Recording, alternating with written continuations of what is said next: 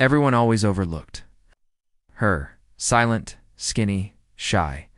Just a shadow in the back of the classroom, but the moment they tore her shirt in front of the whole class, they awakened. Something no one expected.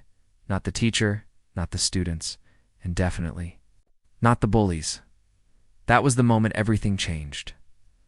Maya hadn't spoken a full sentence in class since the school year began. She sat in the far left corner of room 204, close to the window, hidden behind her curtain of long black hair. People assumed she was timid, weak, probably weird. Some even called her a mute ghost. But what they didn't know, what nobody knew, was that Maya wasn't broken.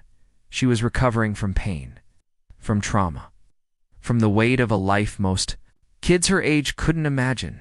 Her mother was a nurse who worked night shifts and barely slept. Her father, he hadn't been around since Maya was 7, when a heated argument turned into a slammed door and silence that never ended. Since then, Maya had learned to speak softly, to move quietly, to not draw attention. It worked until it didn't. The problem started with Amber, her crew. Amber was the queen bee of Jefferson High. Confident, pretty, cruel she walked through the halls like she owned them. She had a sharp eye for the weird ones. It started small. Comments whispered in the hallway. A giggle when Maya walked by. Books pushed off her desk when she wasn't looking. Then it escalated. Snide remarks turned into public humiliation. Tripping her during lunch. Locking her in the gym storage room for an hour. Ripping up her notebook in front of the class. Maya never reacted. Not once, and that made them push harder. It was a rainy Thursday. When everything came crashing down, the class had just ended. But Maya stayed behind to collect her drawings, beautiful sketches she'd spent weeks on for her art portfolio. She moved with care, handling them like glass dot Amber and her 2 sidekicks. Taylor and Brianna stayed too. You know, Amber said, her voice slicing through the silence. You'd be kind of pretty if you didn't act like a dead plant. Maya didn't answer. She kept her head down, clutching her sketches tightly. Taylor snatched the drawings from her hands. Hey, Maya said, a whisper of protest. Oh, she speaks, Brianna mocked. Quick, someone call the news. Amber stepped closer, yanking Maya's backpack from her shoulder. Let's see what else Ghost Girl's hiding, and then, in one cruel motion, Amber grabbed the collar of Maya's shirt. It tore. The fabric ripped across her chest, exposing the plain white tank top underneath, but it wasn't about the skin. It was about shame, the violation, the sound of laughter. Echoed through the classroom like poison. Maya stood frozen. All those years of holding it in, of swallowing her voice, of pretending it didn't hurt, something inside her snapped. It happened in less than 3 seconds. She stepped back, breathed, shifted her weight to her back leg, and spun. Her foot sliced through the air like a blade. Landing hard across Amber's shoulder and jaw, the blonde queen bee flew across the room. Crashing through a row of desks, Taylor lunged at her. Maya pivoted, ducked, and landed a low, sweeping kick that sent Taylor sprawling.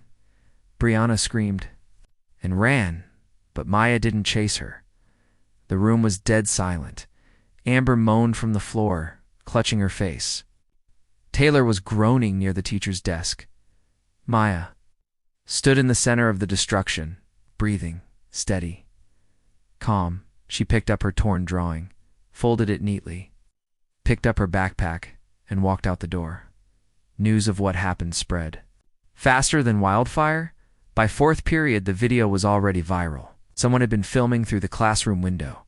Quiet girl destroys bullies with ninja kicks. She's a real-life Black Widow. The teachers called her in. The principal tried to scold her, but Maya had something she'd never had before: witnesses. Dozens of students came forward telling how she'd been bullied for months, how the school had ignored it, how they let it happen. Maya didn't get suspended. Amber, Taylor, and Brianna did. 2 weeks, in the days that followed, everything changed. People started talking to her. Not mockingly, not out of curiosity, genuinely. Some thanked her. Others apologized for not stepping in sooner. One boy, Jamal, asked her where she learned to fight like that. Maya smiled for the first time in years. Muay Thai, she said. My mom signed me up when I was 12, after my dad left. She thought I needed something strong to hold on to. Jamal nodded slowly. That spin kick was insane, she laughed. A real laugh, and it felt good, but it wasn't about becoming popular. Maya didn't need followers or attention. She didn't start wearing makeup or showing off. What changed was within her.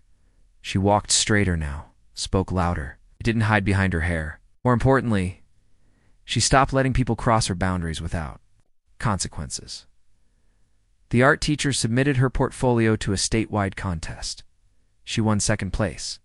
Amber came back eventually. Her arm was in a sling. She avoided Maya, quietly, carefully, a shadow of her former self.